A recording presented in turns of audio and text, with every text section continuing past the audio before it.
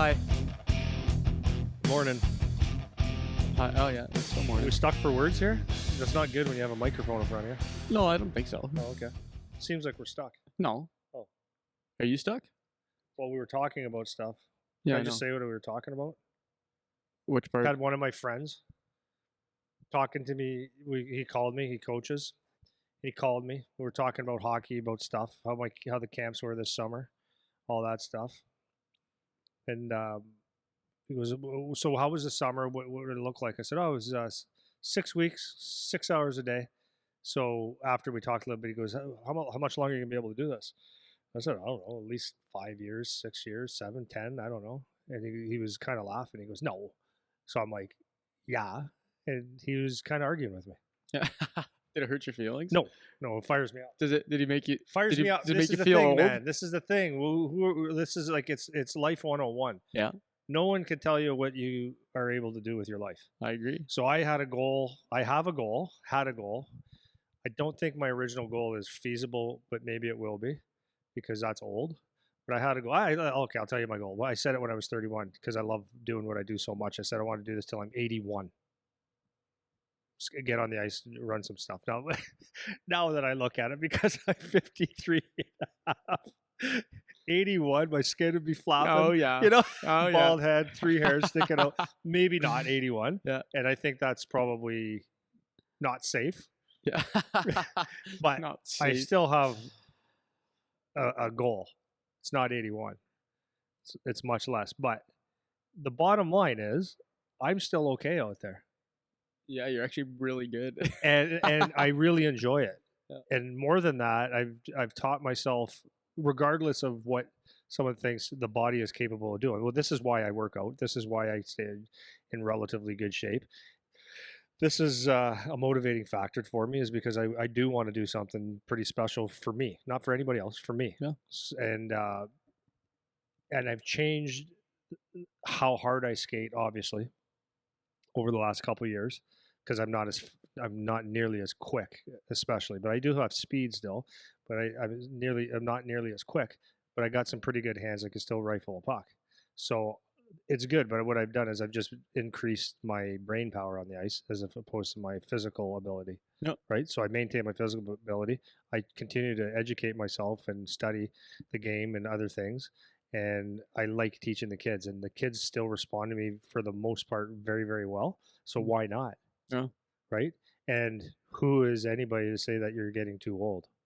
Yeah, for sure. And that's what I like about it. It's like, I'll show you. Get hungry. That's Yeah, my thing, is that's it. I will show you. That's good. Well, Well, I'll be, you know me, I'll be real stubborn about it too.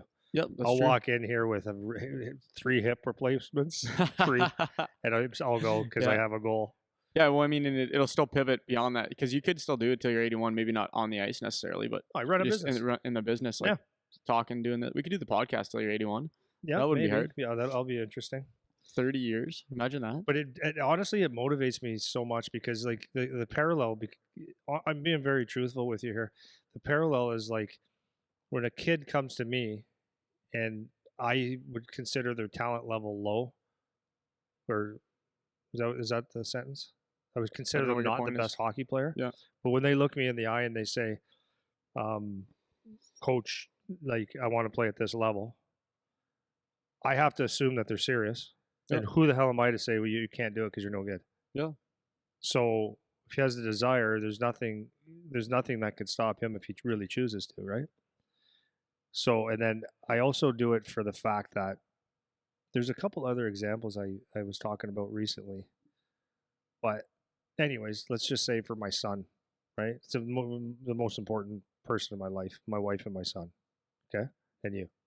Thanks, man. No, the most important person in my life. And when my son looks at me doing something, I want him to look at me and say, my dad is a sick human being. Not my dad is a neutered cat. Yep. So when it's the truth. Like, he still thinks, I think he could beat me up actually now, but he still thinks I can beat him up because he sees the physical stuff that I do, and you want to have you still want to have his respect. Well, I always want that, but I always want him to say, like, and then when my son, this is the other reason.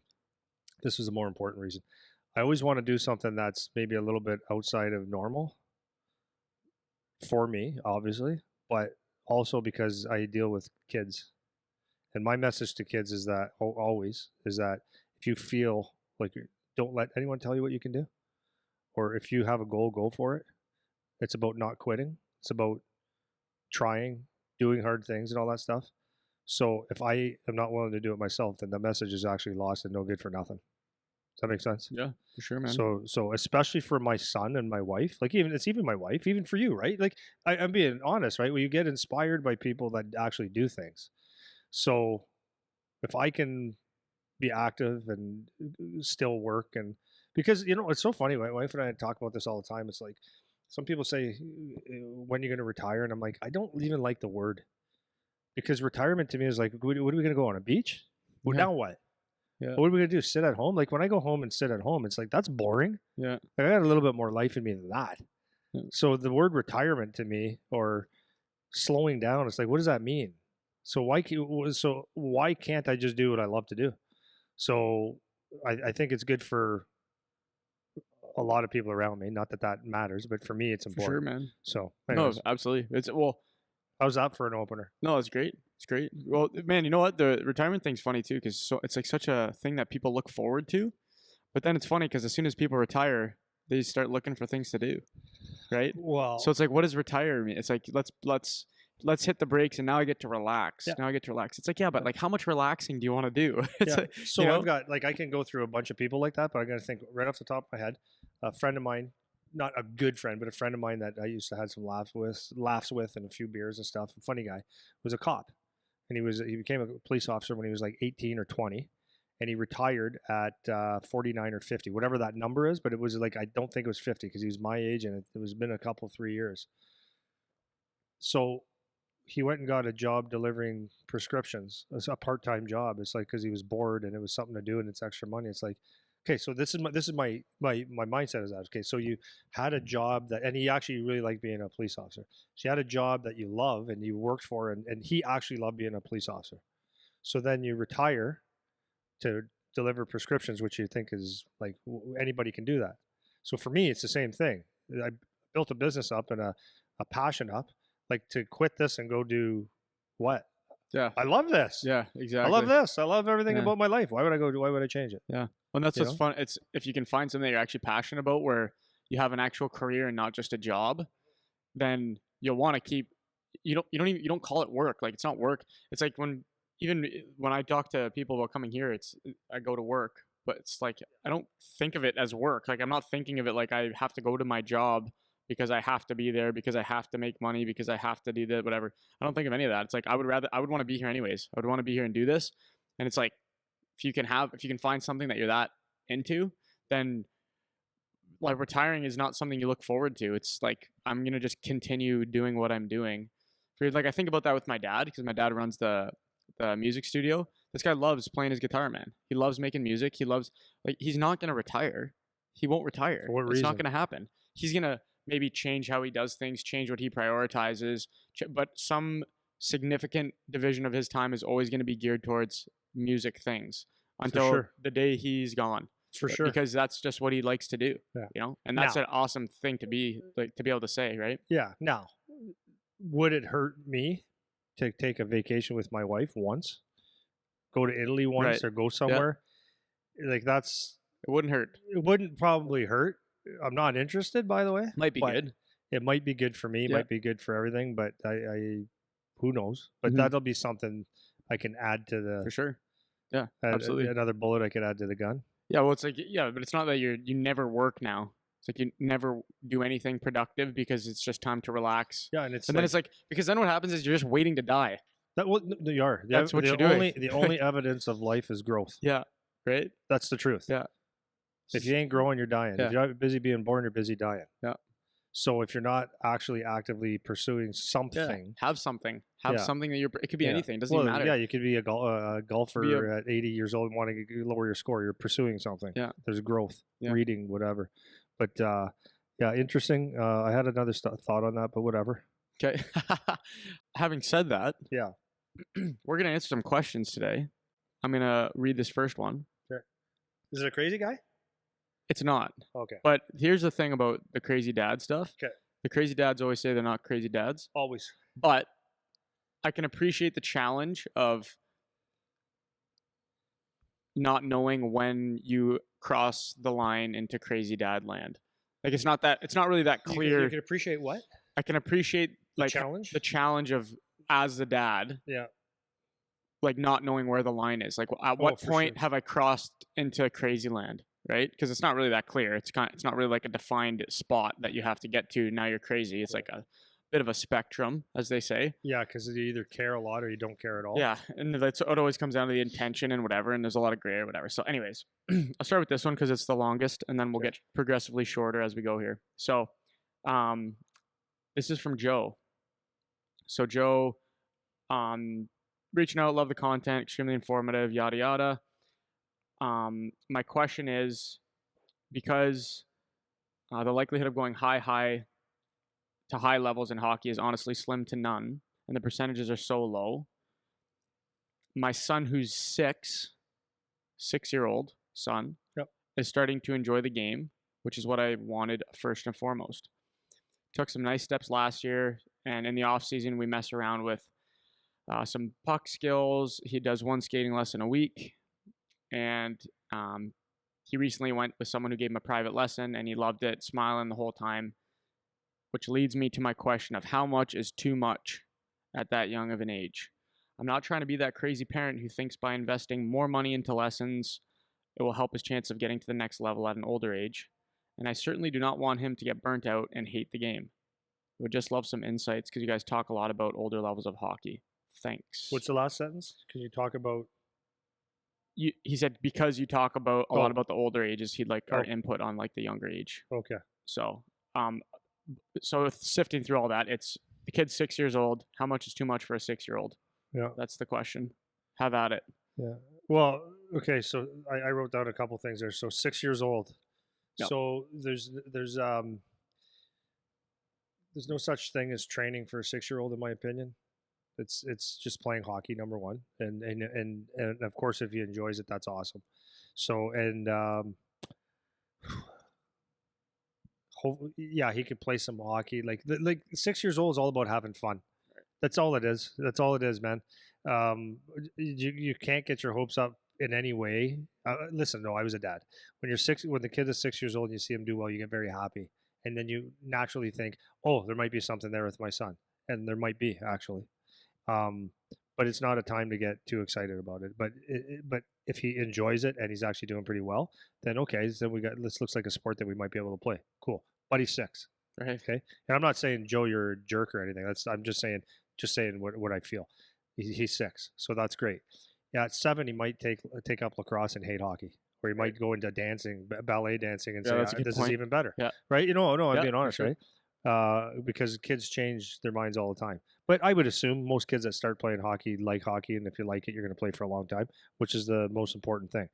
The next thing is like he said was he's made steps, and I would say that taking steps means that he made improvement. If I'm reading it correctly, right? If you're reading it correctly, yep. So yes, and that's a natural progression, right?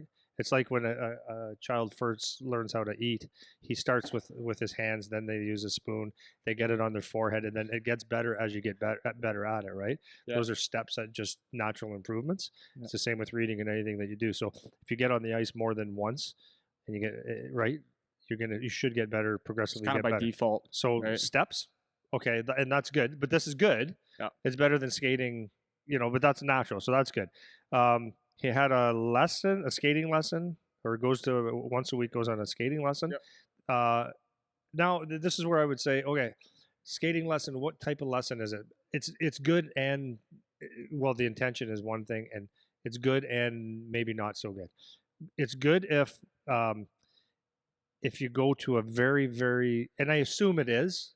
I assume that the lesson that your son went to at 6 was like a well, in Canada we call it a can skate. That's Canada skate, which is a very simple form of, having kids skate down the ice. It's beneficial, maybe not, but at least you're on the ice, and I think it's good to do that. That's fine. That's cool. You can learn how to fall, stand up, it's extra hour of life, so that's cool. A private lesson, At 6, I think that's where you might be getting a little aggressive. What if what if the kid begs you to do the private lesson? Well, why did he learn about the private lesson?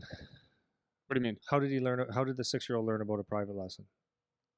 Like, let's say they're at the Someone told him. rink, and before he goes on with his team, there's a guy on the ice training a kid, and he's like, "Hey, Dad, can I do that?" Like that kind of thing.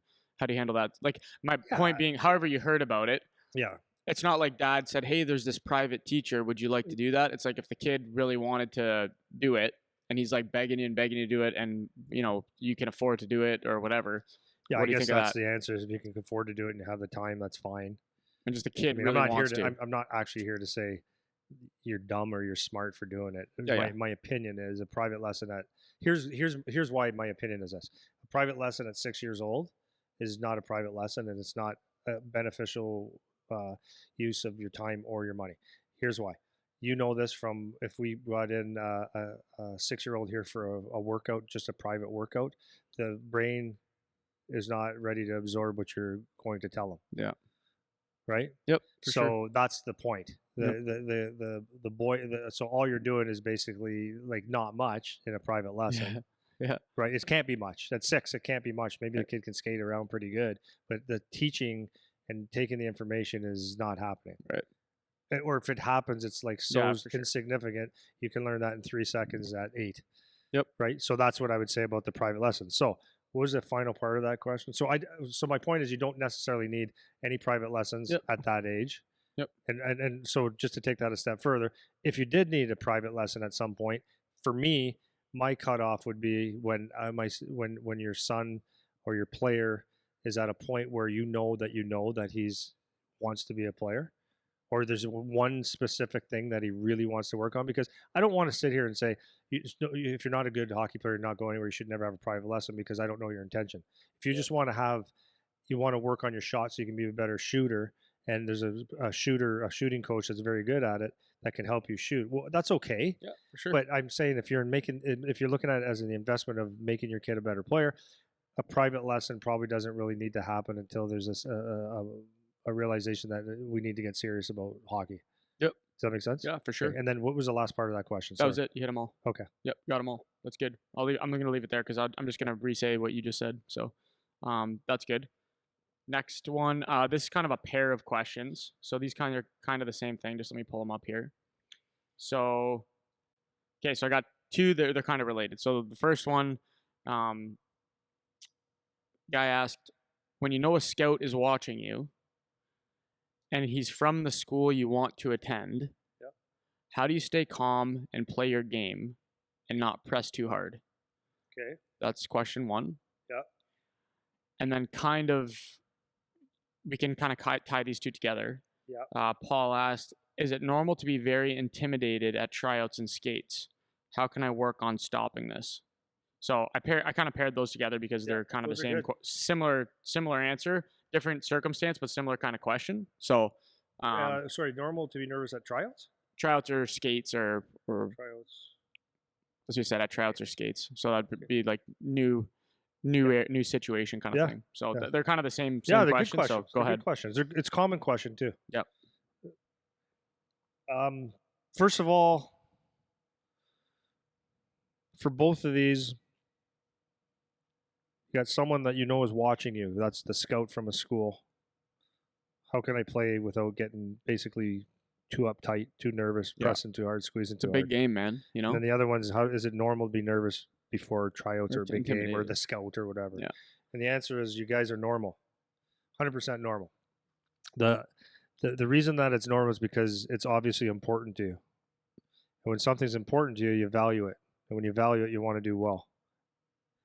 And the thing that's making you nervous and the thing that's making you press too hard or think too much or not be calm is that you're fearful of the unknown. That's all it is. Because if you've done hockey for X amount of times, X amount of years or whatever, you know exactly how you play. And what would make, if you're let's say that you're the best player on the team, typically the top player on the team, every time that you've played or most of the time, there's really no other reason why you wouldn't be the best player on the team that night, right? Yep. If you're middle of the pack, then there's no reason why you should be the best player. You should be probably around the middle of the pack. So everything that you've done up to this point should be relatively the same. So it's the fear of the unknown that will make things bigger than what they are and make you think about it. So, and this is what we talk about all the time, or what we've said so many times about when you do go to a big game or tryouts or training camps and stuff like that, is when you overthink, then that's where the world, this isn't for anything, right? When you overthink something, then all of a sudden it becomes a bigger task than anything you've ever done. So what you have to realize is that the school answer is that there's every game that you've played, if there's a scout at that game, there's been scouts at other games. There's scouts so everyone has seen you, and they either like you or they don't. I mean, there's not much you can do about their perception except for play your best. But this is what we call the sports psychology, or the mental toughness 101, right? It says you can only control what you can control. And we'll say this a million times because it's the most, Yeah. in my opinion, it's probably the most underdeveloped part of a hockey player. Not only hockey players, but people in general, is not having the mental toughness just to get through day to day tough things. And the more that you think about a big thing, it weighs on you. So how do we get through this? Is you can control what you can control. So if you know that the scout that is coming from, or the camp that's coming up, you do everything the same. That's the bottom line. Do everything the same. If you can improve anything, it would be, get your sleep, get your rest, and you can visualize good things. Those are good positive things. Seeing yourself do things well, and do your normal routines, and then just go and play, because that's the only thing that you can actually control. And even if you have your best game, you're the best guy on the ice, and the guy from the school that's watching you might say, "Wow, yeah, that's a really good player," but we're not looking for that type of player right now. So it doesn't matter. Yep. So if you do your thing and you do it every day and you do it the right way all the time, then someone somewhere is going to be they're going to get it. You're going to get your opportunity if you're good enough. Yeah. I think right? the key on that's the nothing changes part. It's like nothing is different. Like everything's the same, and that's a big mistake that a lot of players can make. We've talked about this so many times, but when you're going into the big game, or you're going into a new situation, whatever, you're for some reason there's a tendency that you want to care just a little more, so you want to do something just a little extra, or change something just a little bit, or add something to your pregame warm up, or do something you wouldn't have normally done. Yeah. And your body doesn't like that. Like your body likes patterns, it likes routine, it likes things to be the same, so that you eliminate those unknowns, right? Yeah. So you're not getting new stimulus for no reason. So I would just be careful about that, like introducing new things that you don't need to put there just because you think it's a bigger game, because that's something you can throw off. You're making it bigger. You're making it bigger. You're making it bigger by Right. doing different things. Right. But we get the question, right? Yep, like for sure. of course you understand if you go to, if you're like this sounds like someone from college possibly, the scout or from the United States. And so let's just say you're at the high school or USAHL, whatever you're playing in those, you're at that big event or the big tournament or the big championship thing. It's like, yeah, there's going to be scouts there. And it's like, you don't change a thing, because what got you there is what got you there. Yeah. And if it was good enough then, it's good enough now. Yep. So yeah, people try to make it, even if you have a better game that you ever had, it's just going to be so much better anyways. Yeah. So you just guys always remember that you can only control what you can control, and it's very, very important to stay present. It's just like, like having a first group on the ice in the summertime, maybe their first group of junior guys, and it's like, oh man, okay, I want to have a really good summer. And if I overthink that myself as a 53-year-old man that's more mature than these people and have been doing it for a long time, if I overthink it, it's not as good as my organic, natural self. Yeah. So it's the same thing as a player. You do what you do, and you can control what you can control. Yeah. And you don't overthink, and you don't get nervous about it that way. So kind of, I'm going to pair this one in here now too, because just in terms of like, not reinventing the wheel and changing things, Sam just asked, my tryouts start tomorrow. It's a scrimmage and I'm usually a center, but should I stick to that, or should I play wing to show versatility? So this kind of pairs in with what we're talking about.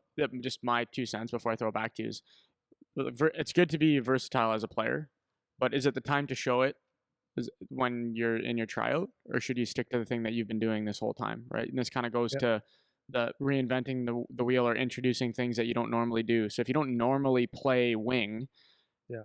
then why, when it's you're being judged most obviously at the tryout, why would you jump into something that you aren't normally doing? Right? Because they don't necessarily care what you're capable of. They care what you're best at. You want to show them your best, not what you can do a little bit well, you know? So in the if your goal is to show the best you can show, then you need to be as comfortable as possible in what you're doing. So if center is what you are, then be a centerman. Don't jump in and show that you can play the wing, because what if you're not that great at it? What if you can do it but you're not that great at it? Mm-hmm. You know? So and just kind of pairing off what you were saying before, it's like you try to do this is exactly the kind of thought now, right? It's like I have a tryout. Oh man, like I should really show them everything that I can do and all that kind of stuff. And it's like that's not really necessary. It's like kind of stick to what you're good at and stick to what you're comfortable with when it's the test day, so to speak. I would think you would agree. Yeah, I would agree. Now, if you went in there and you got to pick or add a note, Yeah, that shows some enthusiasm. That's a good thing. Like, I'm a centerman, but I can play wing if you would like me to. right. Okay, that's a statement, but I wouldn't volunteer to go and put me in a weaker position. Mm-hmm. For sure, I wouldn't do that. Yeah. But yeah, to say that I can if it helps or if you want me to, that's okay. Yep. But yeah, why would you change it? Be the best you can be. But I want to just talk about the versatility thing. Yep. So this goes back to something that we've said all the time, right? It's a big game. It's a big trials. All these things, and people try to do everything for like in a short period of time to be good for that one day. So if you're versatile, this is why. No, not if you're versatile. This is why it's important to have all your skill buckets filled. So, are you a good backward skater, even though you're a forward? No. Okay. Well, that might not be good because for penalty killing, or if they threw you on D one day just because we didn't have enough guys or something like that, whatever reason, can you skate backwards? Are you mentally tough? Did you work on your mental toughness in case that situation came up? Can you play the wing? You're not flustered. Yeah, I can do it, and just focus on it, right? Are you have you been working your skating, your shot, your passing, all these different things, so that you are versatile? Now, have you studied hockey enough? Like, if you watch more than the highlights, have you watched actually hockey games to see how hockey players are? You inquiring about hockey? And the more that you get entrenched in the game, in every different facet of it, then the more versatile you're going to be. Right. Right. So that's why. That's not why. That's a side product of versatility in hockey. You don't have to choose to be versatile. You just by doing all these different things, it will only help you be versatile. Yeah, Is that exactly. a sentence? And you're kind of like always prepared for whatever's coming at you. Yeah, you're always prepared. Yeah, for sure. So nothing's gonna really shock you. So right? See, these are flowing nice because we got one segueing right into the next question, which is kind of good. So the next one that Jackson asked is, how do I prepare for a morning tryout the day before? So I think there's two ways. He could be asking this question one of two ways. One could kind of be like, what should my routine be like the day before a tryout to prepare, number one? Yeah. Or two could be like, how do I actually get prepared the day before? Which I would hope it's not that one. But because then we're kind of getting into, like you were saying before we started, you're cramming for the test kind of thing, right? Yeah. So if you're you not have prepared, then. Yeah, so you go first and then I'll. Oh, you go ahead. It's all good, bud. Well, no, the cram for the test thing is, we talked about this before in terms of like studying. If you have a math test on Friday, studying just on Thursday night, you're probably not going to do well on your test Friday. So if you know you have a tryout coming up, the time to prepare is always, that's why people don't do this. And I didn't do this when I was in high school either necessarily, but it's like, keep up with your homework, study a little bit every day, like drink a little poison every day. And then you don't have to smash it all at the end of the week or whatever, and then freak out and pull an all-nighter and all this stupid kind of stuff, right? Yeah. And it's the same thing with hockey. If you have a big thing coming up, the time to prepare is always, So if in 3 months you know that you have a showcase tournament, you should already be preparing for that now. Yeah. With how you're practicing and your habits and all that kind of stuff. Yeah, 100%. Well, like, take it to the extremes, right? So if you always want to be ready. So that's why, it doesn't mean that you're always playing hockey or on the ice every day, but you always want to be ready. So obviously in the summertime, you probably don't need to be on the ice all day, every day to get ready for a game, but you're doing something else to prepare. So mobility, you're working out, your conditioning, all that kind of stuff. During the season, you're always, always and you always have that baseline game shape ready to go every day, because you never know what could happen. So what could happen? Well, what if your opportunity came one day where I just say where you're U12 or U13, and you're playing for X team, whatever, and the older team calls you up, hey, can you come and play tonight? Now what do you do? Do you have to get prepared for that? Or is it like, no, I can't go because I'm not prepared for this? You should just be prepared. You should be ready to play at any time, right? What if you're playing in the American Hockey League? You got drafted to the Toronto Maple Leafs and you're playing for the who's their farm team right now? St. John's? No, The Maple Leafs? Yeah. The Marlies? Oh, the Marlies. Yeah, Toronto Yeah. Marlies. So you're playing for the Marlies, and there's a sudden call up. Eric, we're calling you up tonight. Is it a freak show? Are you freaking out? I'm not prepared. I got drunk last night. I was up late. I didn't tape my. I don't know. You're ready. You have to be ready. So that's the extreme of it, right? And then if you're not, you're never going to play. So that's why you're always ready. There's nothing. You really don't do anything different every day. If you're a hockey player, you're ready to play every single day. Yeah. That's why. But this is like another side note, though, right? This is why it's important. Like like what you always talk about is the routines of doing everything the same pretty much every day, being a freaking bucket of vanilla, because you don't know. Like honestly, you don't know what is coming tomorrow. So you could say, you finished. Let's say you're a junior player. You come home from a road trip or a long weekend. You think everything is okay. Monday's a day off. Okay, typically that's what it is. So maybe we let loose a little bit on Sunday, which of course, right? But are you prepared for the unknown for tomorrow? Is it Coach old Scotty boy's pissed off now because it didn't go the way he wanted? He calls you in and there's a bag skate, or it's a weightlifting, or it's a video session, and we're up till 3 a.m. and your eyes are like two piss holes in the snow, right? Or you get traded and you didn't know anything was going to happen. You thought you had a day off. You got traded and you got traded to the Sudbury Wolves, and you're playing that next night. Are you ready? Like, I know this is very extreme, but this shit like this happens. Yep. Happens all the time. Not all the time, but it happens. So you have to be ready for the unknown. But if you're always ready, you're ready. Yeah. Well, and maybe branching into if he's asking kind of like the routine the day before. Yeah. It's still the same. Like your routine should be set already. So what am I going to say? I'm going to say make sure that you got to bed on time for at least a few days before, for sure. You should be kind of just all the time to be always ready. But at the very least, for a few days, make sure you got good sleep. You're getting to bed at a good time. Make sure that you're eating properly. Make sure you're not eating like an asshole. Make sure that you're having things that digest well. You're getting protein. You're getting carbs. You're not overeating. You're not undereating. You probably shouldn't be killing yourself with a high volume, high intensity workout the day before. That's probably not a great idea. You might be a little tired the next day. So that's all basic things that you already know. Yeah. That's what you need to do. It's nothing sexy. And that should just be what you're doing already anyways. So if you have a tryout in the morning, what should you do the night before or the day before? The same thing you always do. Get to bed on time. Make sure you eat properly through the day. Work on your mobility recovery. Make sure your body feels good and ready to go. There's no secret. There's no secret sauce. There's no secret science. And don't reinvent the wheel. Don't say, well, I'm going to make sure I'm really loose for tomorrow and go for a run tonight.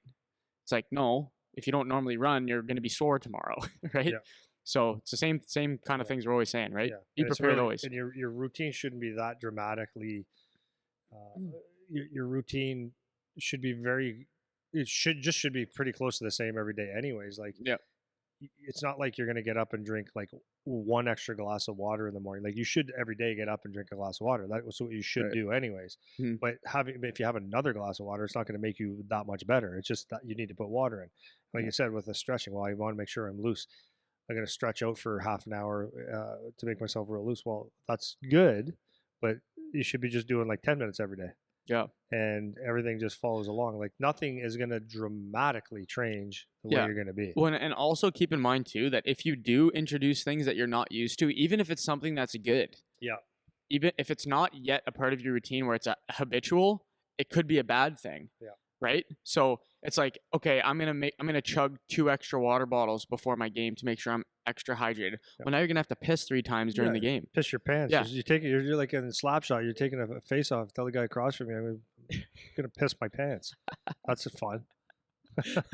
Well, now you're in your game and you're thinking about how bad you got to pee. Like that's not good. Yeah. If you never stretch I'm going to do a nice long stretch this morning. You might actually be sore Yeah. from doing that, Yeah. right? So introducing things that are outside of what you would normally do, even if they're overall would be a good way or a good thing to implement into your routine, it's not in your routine yet. So don't just add it today, because it could actually be something that ends up negatively impacting you just because it's a different stimulus that you're not used to. That could be food, that could be any kind of activity that you're doing, whatever, right? Sleeping in a new spot, that's not the time to try new things, right? Very true. So that's what I'll say to finish off on that.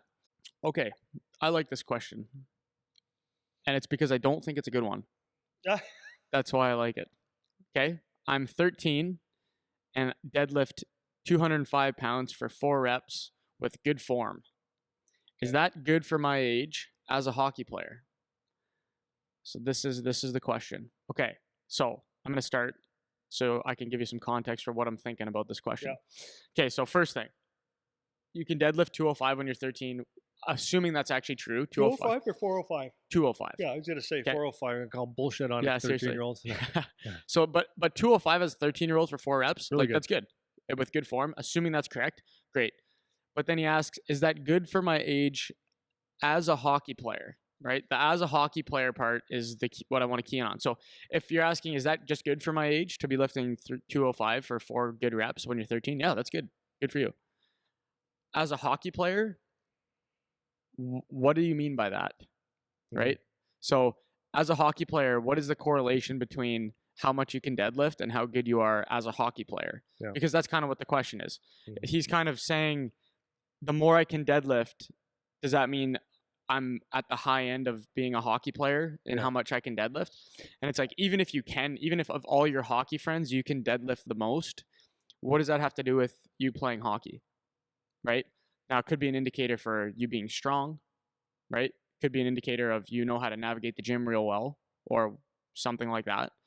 But in terms of how does that correlate with you as a hockey player, the answer is it doesn't matter. And the reason why I wanted to bring this question is because I find kids a lot, they come in here and they don't know why they're in the gym. So they go to, I want the biggest muscles, I want to look like I'm jacked, I want to lift the most. And that's kind of the default mindset when kids come in here. When I start with them around that age, right? 13, 14. They come in and they're in a rush to put as much on the bar as they can. They want to do curls with everything. Everybody takes their shirt off after 5 minutes of doing the workout because they all want that jacked alpha male look, which is fine. For sure. But it's natural. When it comes to being a hockey player, how much does that actually matter? You know? So for this kid leaving this question, that's kind of what my answer to the question is. It doesn't matter how much you can deadlift as a hockey player. It really doesn't, you know? So I'll leave it there if you have any thoughts you want to throw on that. No, that's a good answer. I like that. Yeah. I didn't know what was bothering you so much about that question. So I want to clarify in case this guy is listening. This young fella. It's like we're not bugging you here. Yeah, I'm not carving you up. Yeah, we're just saying like it's just common, your mindset though is like is totally correct. It's not I can bench. Is that good for a hockey player? It's like, is it good for a human? But is it good to be a hockey player? Should you even be deadlifting? Is your question? Should be the question, right? You know, is that safe to be deadlifting? And I'm not saying it is or isn't. It's just that should be more the question, right?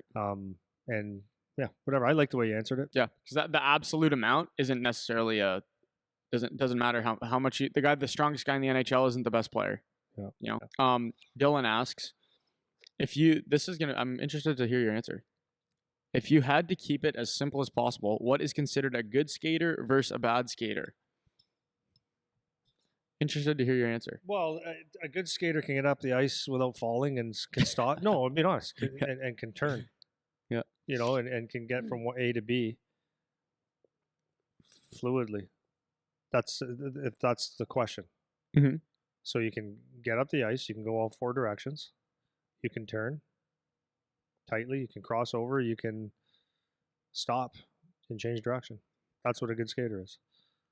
So I think I'm thinking of, you think of who's like good skater that comes to mind when you just think of like who's a good skater. Like, give me a name. Well, see, this is what I want to talk about. Okay, so this is where the question will bother me now. That's It's why I like asked I it. don't know if it's necessarily important to be a good skater in those terms. Yeah.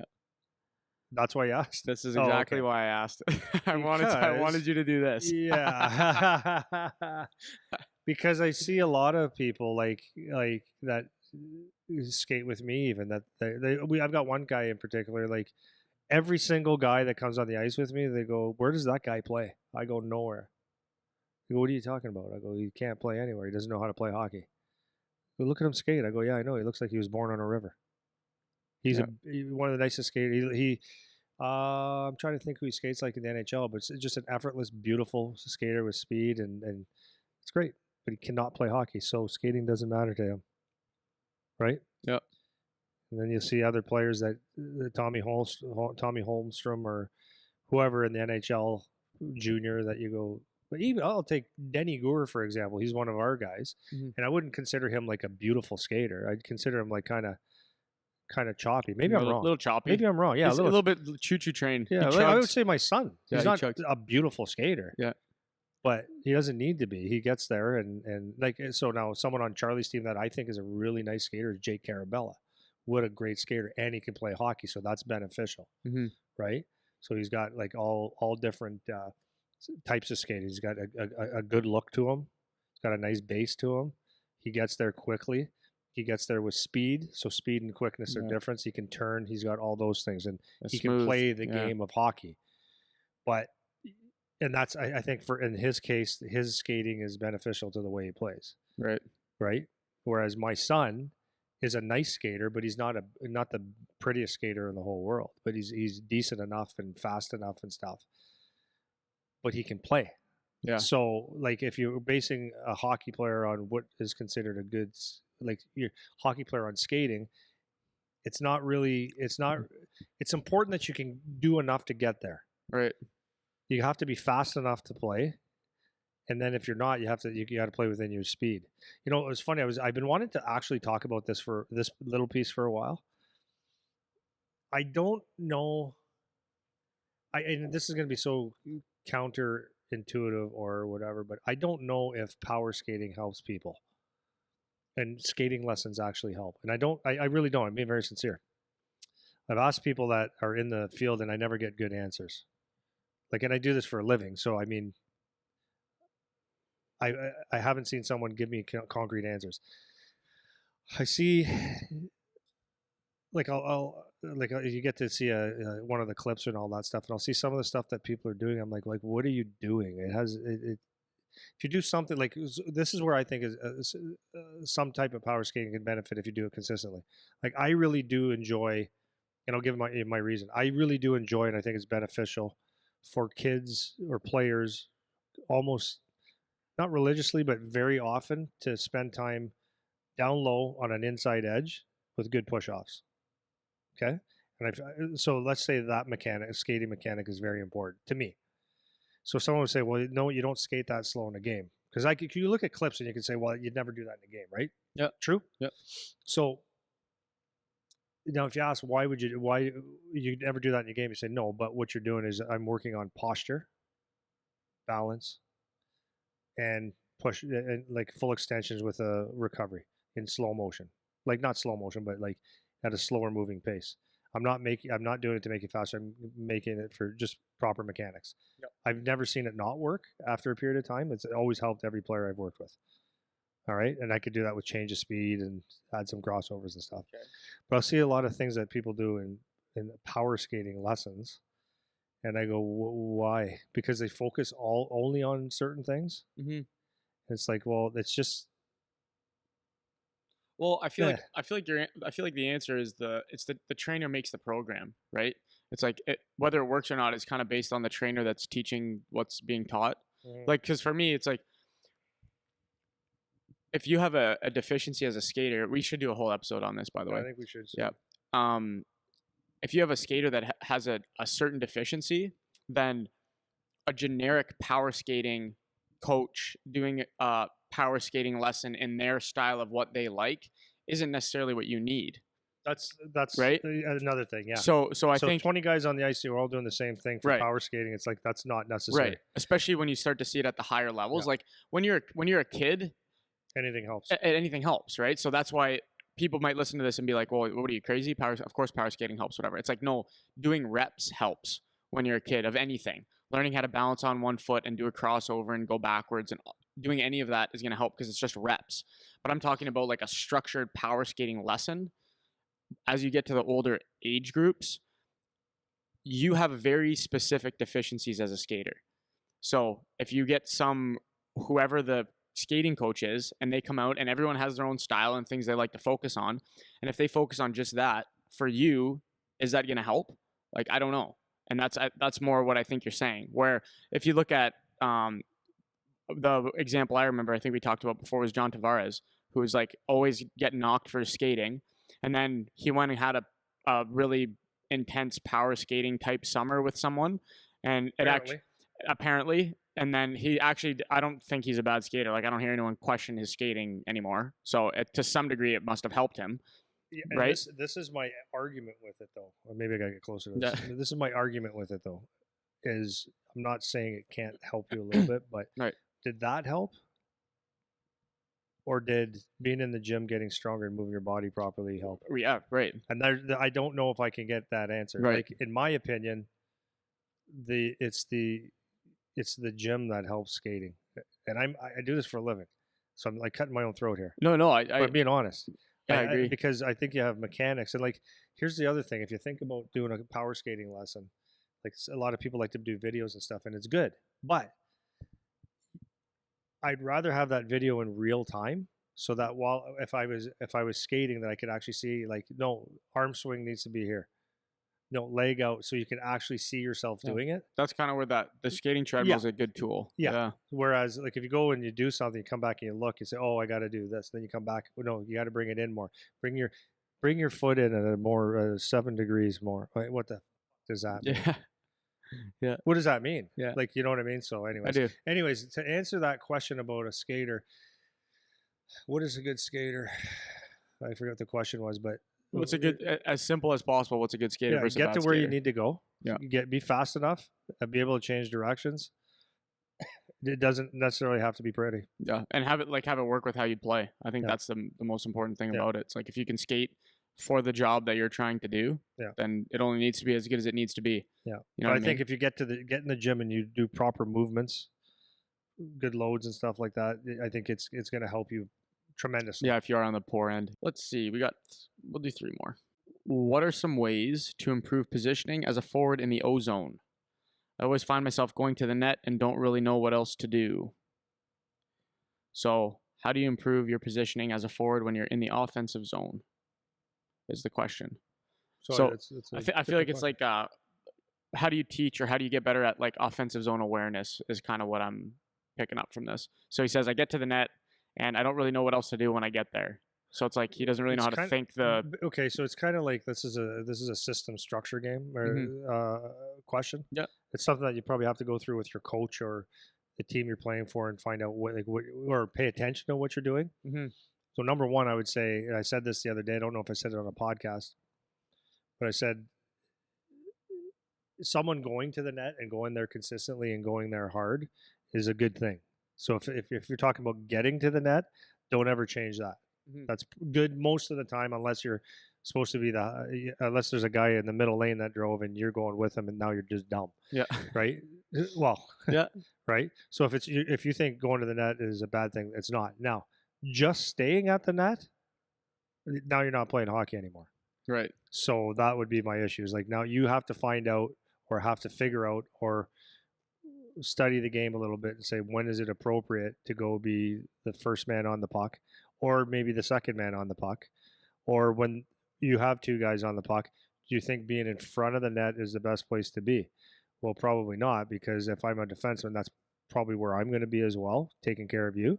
So what you have to do is read when you should pop out and get into the honey hole, or be high, or be a defensive safety valve on a defensive side of the puck in case it squirts out. And then if you're always in front of the net, then you're obviously not forechecking. Right. So it's kind of like, maybe this question wasn't written properly, because I don't think a guy would just stand at the net? No, I don't. That's not what he means. I think he's just saying like how do I play hockey in the offensive zone is what he's asking, right? Yeah. So it's So but okay. the answer is what you're saying. Yeah. It's that it depends on like within your team systems and whatever. But Yeah. the reason I'm bringing it up to you is because we see a lot of players that they do a lot of nothing, right? Like I'm thinking of the one guy works real hard but doesn't accomplish a whole lot, and it's kind of keeping guys from being like to that extreme where it's like they feel like they're trying to work as hard as they can, but they're not doing anything, right? So for this guy, it's like, yeah, you get to the net, that's good, but what are you supposed to be doing within your team system, right? So if you guys play like all three guys playing down low where you support the puck, then you need to identify which guy are you? Are you 1, 2, or 3? Are you supposed to be in the honey hole? Do you guys play F3 high? Are you supposed to be up top? Right, so going to the net like off the rush, that's good. But just going to the net and just going to the standing, net when the D has a puck and they're going to shoot, that's a good thing. yeah, too. right. So you have to do it when it's appropriate. You have to be able to read plays. You have to be able to see. You have to play hockey, like you say, right? You can't just go there and just be like, well, now what? Yeah. It's like you have to analyze the game. Yeah. So the skeleton or the bones of same thing, skeleton bones of the structure of hockey is not that difficult. Yeah. Right. You're either playing a 1-2-2, which means one guy's going hard at the puck and you got two guys higher. If the puck goes to the other side, one of those, probably the strong opposite side, the strong side, will go down real hard, and this guy will come across and this guy will pull out. That'd be a 1-2-2. A 2-1-2 would be two guys in, so one guy go for the puck or the man, second guy try to get a loose one or be look for the shrapnel, and the third guy would be higher in the honey hole, strong side, whatever, so you can get get a shot, or if the puck squirts loose, you're defending. And if you went 3, then it's just 3, right? Like it's whatever. So beyond that is like, if you have the puck, you make a play. If you're a guy without the puck, you're looking to support the puck or to get open. Which ways do you get open? Well, sometimes a really good option is to use the back of the net. So you can't really score from there too often, but you can set up plays from back there. So you can use the back of the net, or you can use honey holes and just finding different higher places in the offensive zone to be. Mm-hmm. It's really pretty much it. Yep. Nope. Good with that. Next question. Okay, so this guy that watches a lot of our stuff, he was saying he listened to the podcast where we talked about training during the season, and so this is context of that question. So he asks, "Hey, coach, just listen to the podcast. What is the purpose of slowing down with in-season training?" Slowing down. So we'll talk about what that means. Is it possible to continue to get stronger during the season? So, we talked about in the in-season training tools episode that we just did a couple episodes ago, we were talking about how during the season your training goals are different than in the off season, obviously. Yep. So you focus more in the weight room. If you're a more experienced athlete, you focus more on maintaining the strength that you built in the off season and your injury prevention, because your speed and conditioning is more or less taken care of with how much you're on the ice. So his question is, why do you have to slow down in the gym? Kind of. So why can't you just keep progressing? Can I keep getting stronger with my workouts or do I purposely not get stronger? Right? Because when we say maintenance is not the same as progress, right? So his question is kind of that. Why do we just stick with being okay to maintain as opposed to pushing it to get stronger kind of thing? So Did you want to do it or me? Well, I'll do it too, but you go first. I was just going to say, like, you in the season, you just got so much going on. You got one ass, you can't ride two horses, right? You can't get stronger and put the time and the energy into being stronger, and then play a really good, especially if you're doing 3, 4, 5 times on the ice. You can't keep that up properly, so you got to just maintain. Your focus now has to be on being a good hockey player, not about necessarily getting stronger. You can still be strong, but you just can't put the time and the effort in.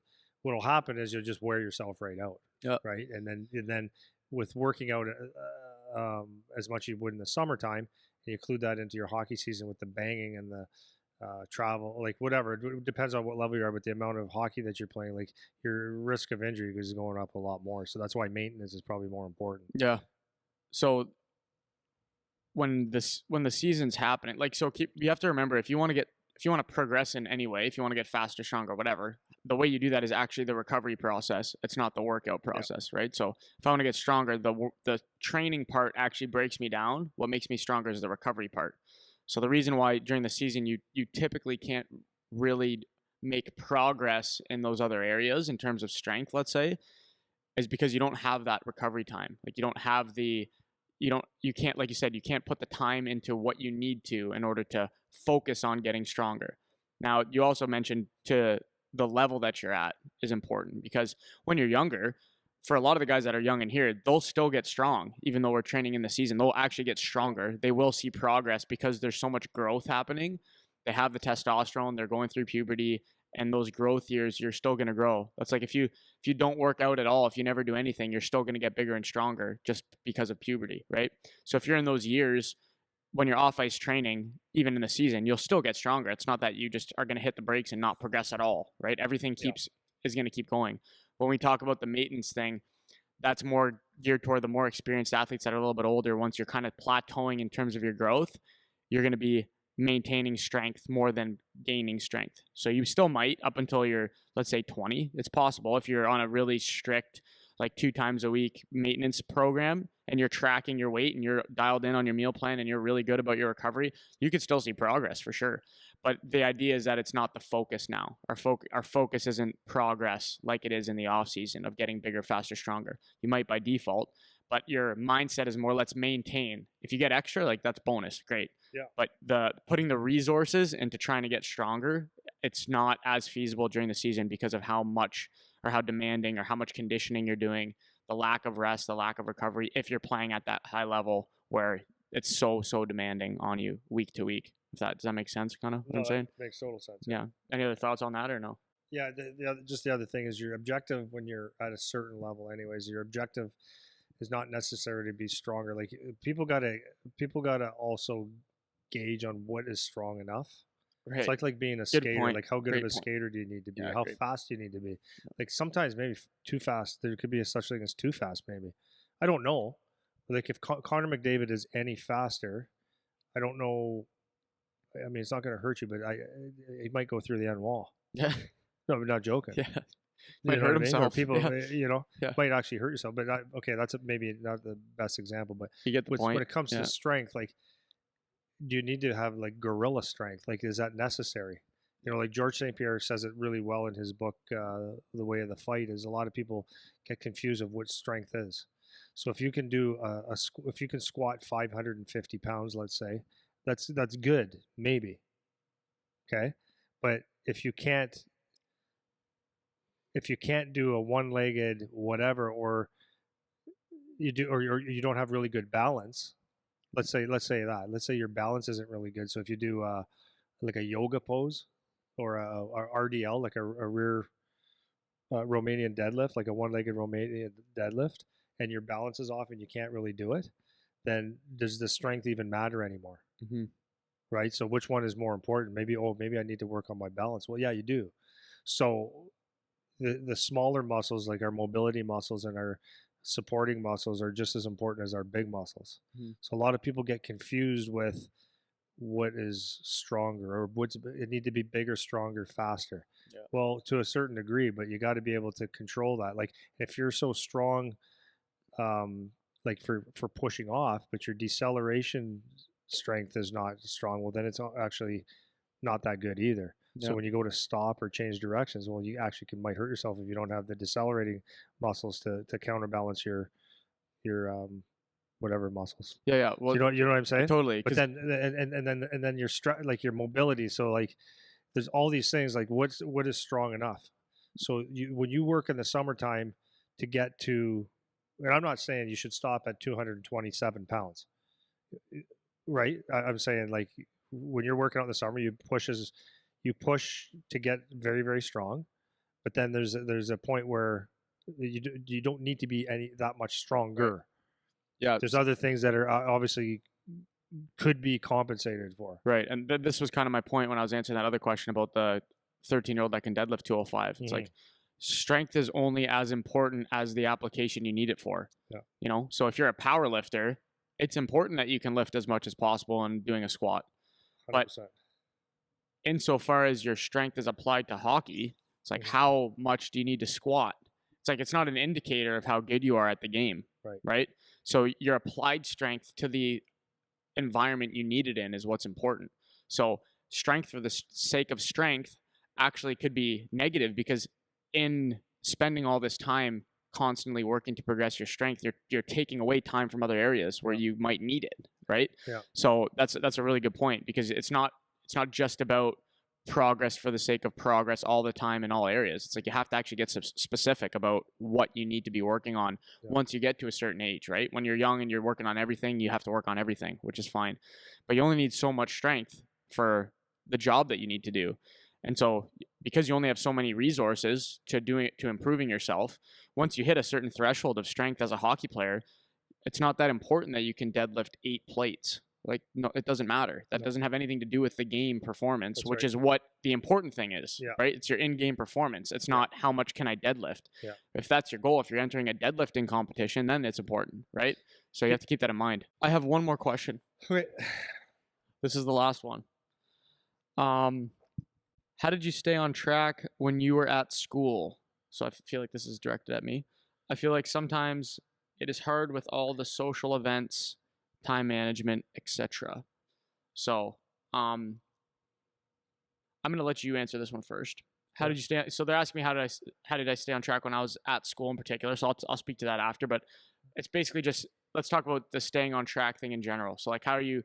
If you're a hockey player, how do you balance, maybe let's say school as one, let's say your social life, let's say managing time, staying on track with all that stuff, because it can be tough to handle all those types of things. Yeah. So let's talk a little bit about the prioritize and execute type of deal for the hockey players. Yeah, you can't do it all. You got basically. I heard this a long time ago, and it's kind of true. You can. There's a girlfriend, a social life. There's hockey, and there's school. Pick two. That's the reality. That's exactly the answer that I gave him when I answered Oh it yeah, so far. yeah. Precisely. Pick two. Pick two. Because you can't. Like Yeah. you can still go out sometimes. You can still whatever, but if you're focused on, hey, you can go out all night, but your school or your hockey's going to suffer. So the bottom line is, this is where it becomes complicated, and this is where you will, when things get maybe tougher, or you're in a grind, or you're not, things aren't going your way. This is where the social events become the escape, right? So so we're obviously talking about the guy that wants to be the player. I'm not saying you never go out. I'm not saying that at all. But you have to prioritize what you're doing. So what's the most important thing? So some parents will say it's school, and some parents will say it's hockey then school, or school then hockey, and whatever. I'm not judging either way. But like, and then it's the social life. So with my son, I don't really give a shit about your social life. I actually don't care, because you'll have a lot of time for that, and your hockey team is your social life. If you hang out with your hockey team, especially at the junior level, that is your social life, and I can't find a finer place to be. Yeah, seriously. You're always in a social event, so like that excuse to me is bullshit. Now, yes, do you guys like to go out and play some pool and stuff? Of course, hang out as teammates and stuff. Yeah, but now if you have parents, or you yourself consider school an important thing, then school has to come before the social life, right? And then hockey is whatever. So yeah, that's the bottom line. You got to pick one or pick two. Yeah, because you can't do all three. Yeah, that's exactly precisely what I said. I said the exact same thing. You got social, you got school, you got sports. You get to pick two. If you try to do all three, if you try to balance all three suffer. You can't excel in all three. So if you try to spend a balanced amount of time, you're not going to excel in any. You might be fine in all, but you're not going to excel in any. No way. Yeah. And that's just kind of the nature of the beast. Is there's certain things you're going to have to sacrifice. And I use the word sacrifice loosely very loosely. Because to me, when I was playing and when I was in school, I really liked school, man. I loved going to school. I liked everything about it. I liked going to class. I liked doing the work. I liked studying. I liked all of it. It didn't feel like I was sacrificing.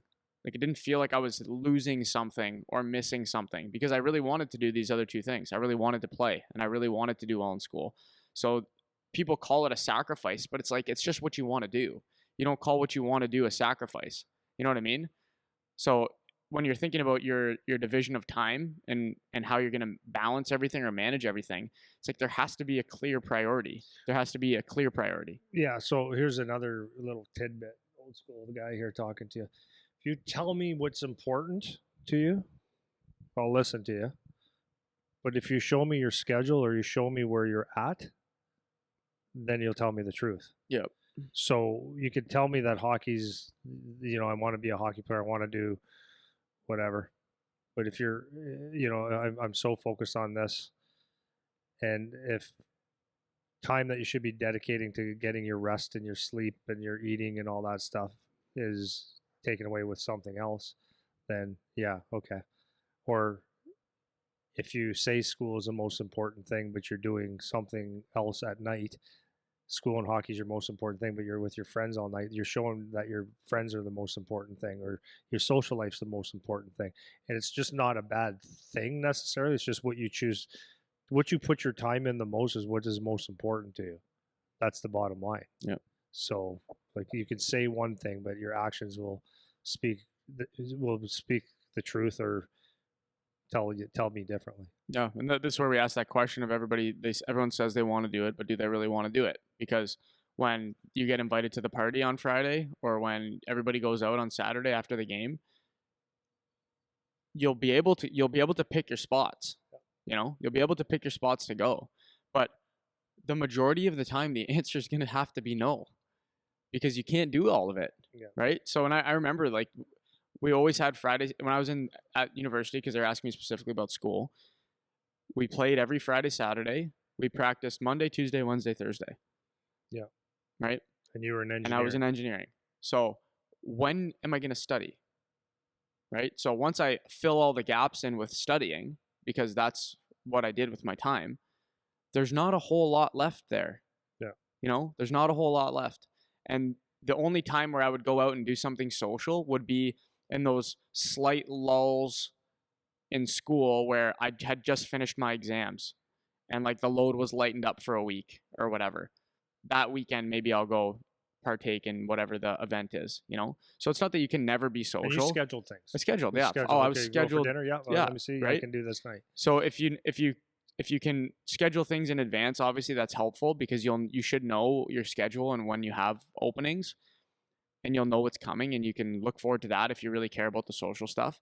But at the end of the day, like the answer just has to be no for a lot of this stuff. It's like I get home on a Saturday night at it'd be Sunday morning, it'd be 2:00 in the morning when we get off the bus. And I have to study on Sunday because I didn't get to the last 2 days because we had games or whatever. Yeah. Or I'd be in the hotel from when we get up to have breakfast at 8:30 or whatever. I would study at the hotel in wherever we were for 4 hours before we do our pregame meeting or whatever, or before we go to the team meal or whatever it is. And that's just what happens. You have to use your time effectively, even just to balance two of the three, And if you have a big problem, let's say giving up the social stuff, like you might just not want it that bad, and that's okay. It's okay if you don't want to do what's necessary to pursue what you want to do or to excel at what you're saying you want to do. Maybe you just don't want it that bad, and that's fine. You can go, you can do something else. Like no one's making you. But if you're gonna say this is what you want to do, that's just what you have to do in order to be successful at it. Otherwise you're not gonna get it, and that's okay if that's what it is, what it is, right? Mm-hmm. So that's all I have on that. Yeah, nothing really to add to that. It is what it is. Like I know that for me, a lot of people ask like, "Hey, what are you doing Saturday? What are you doing here?" And it's my answers forever has been, "Well, I'm working number one, and I'm working and I don't want things to take away from my workouts, and I've got family, so it's like my priority is for social stuff is like very very low on my totem pole. People say, well, that might not be fun, but I got a pretty good life, and I have fun doing everything I do. So it's not hurting me. Yeah, it's what's your perception of what fun is. It's like the fear of missing out. Like I don't know, or sometimes people get pressured into doing things. It's like I don't get pressured. It's like that's exactly what I was gonna say, man. It's what you value. It's the things that you care about doing. I have zero pressure. It's like I'm sorry that no, I'm not sorry, but okay, you're asking me to come to your garage or your barbecue on Friday night, and I appreciate you asking, but it's sorry I can't come. And when people say, "Well, yeah, but why don't you? You never do, whatever," it's like it will not affect your life for 1 second if I don't go. Mm-hmm. It won't.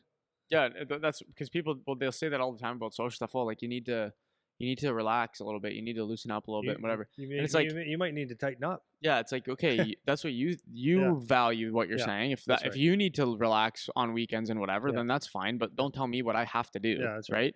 Because maybe I just like different things than you. That's right. Right. So I thought that was a good question to That is a good end question. off on, because it's a little more philosophical. We like getting into the philosophical here and there. So we'll wrap her up there. See you next week, everyone.